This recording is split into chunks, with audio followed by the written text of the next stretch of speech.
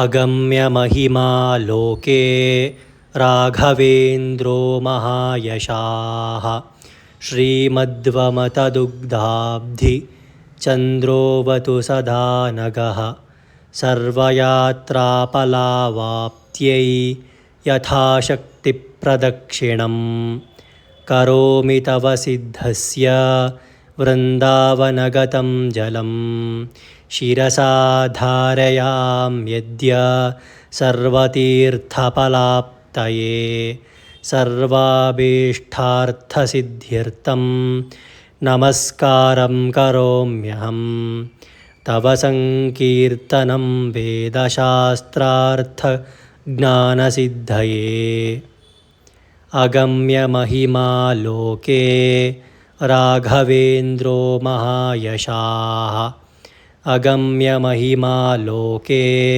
राघवेन्द्रो महायशाः श्रीमद्वमतदुग्धाब्धि चन्द्रोऽवतु सदा नगः श्रीमद्वमतदुग्धाब्धि चन्द्रोऽवतु सदा नगः सर्वयात्रापलावाप्त्यै यथाशक्तिप्रदक्षिणं सर्वयात्रापलावाप्त्यै यथाशक्तिप्रदक्षिणं करोमि तव सिद्धस्य वृन्दावनगतं जलं करोमि तव सिद्धस्य वृन्दावनगतं जलं शिरसा धारयाम्यद्य सर्वतीर्थफलाप्तये शिरसा धारयाम्यद्य सर्वतीर्थफलाप्तये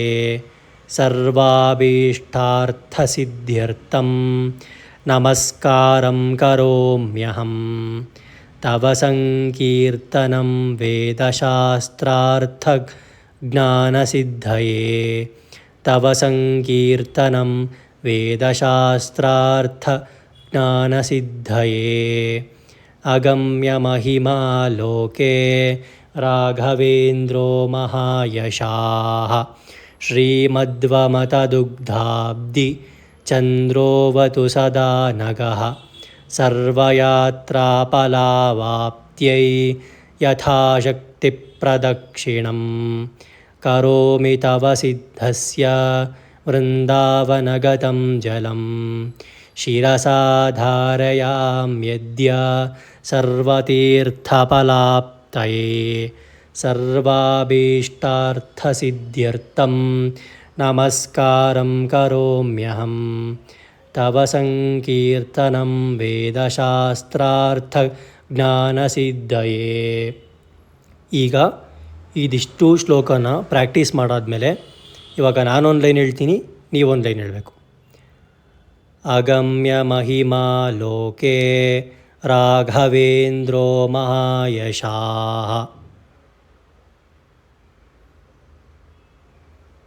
ಸರ್ವಯಾತ್ರಾಫಲಾವಾಪ್ತ್ಯೈ ಯಥಾಶಕ್ತಿಪ್ರದಕ್ಷಿಣಂ ಶಿರಸಾ ಧಾರಯಾಮ್ಯದ್ಯ ಸರ್ವತೀರ್ಥಫಲಾಪ್ತಯೇ ತವ ಸಂಕೀರ್ತನಂ ವೇದಶಾಸ್ತ್ರಾರ್ಥಜ್ಞಾನಸಿದ್ಧಯೇ. ಧನ್ಯವಾದಗಳು. ನನ್ನ ಚಾನಲ್ ಬಗ್ಗೆ ನಿಮ್ಮ ಅಭಿಪ್ರಾಯಗಳನ್ನು ದಯವಿಟ್ಟು ಕಮೆಂಟ್ ಸೆಕ್ಷನ್ನಲ್ಲಿ ತಿಳಿಸಿ. ಯಾರ್ಯಾರು ಸಬ್ಸ್ಕ್ರೈಬ್ ಆಗಿಲ್ಲೋ ನನ್ನ ಚಾನಲ್ಗೆ ದಯವಿಟ್ಟು ಸಬ್ಸ್ಕ್ರೈಬ್ ಆಗಿ ಫೀಡ್ಬ್ಯಾಕ್ನ ಕಮೆಂಟ್ ಮಾಡಿ ಅಂತ ಕೇಳ್ತೀನಿ.